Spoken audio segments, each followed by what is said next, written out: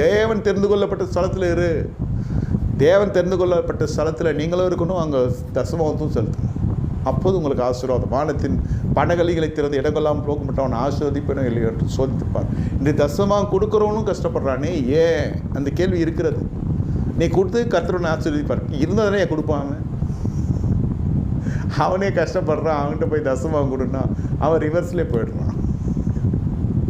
அது கொடுத்தா தான் வரணுமான்ற அளவுக்கு ஆகிடுது. கொடுக்க முடியாது. ஏன்? இச்சை இருக்குது உள்ள கிருமி, உன் ஆசீர்வாதத்தை அழிக்கிற கிருமி அது. கண்கள் கட்டுப்பாடு இல்லை. அது என்ன வயசானாலும் சரி, அந்த இச்சையின் மீது ஜெயமே இல்லை. தான் வேதம் சொல்லு, பாலியத்துக்குரிய இச்சையை விட்டு விலகி ஓடு. இதெல்லாம் பாலிய வயசில் ஜெயிச்சு வந்திருக்கணும்.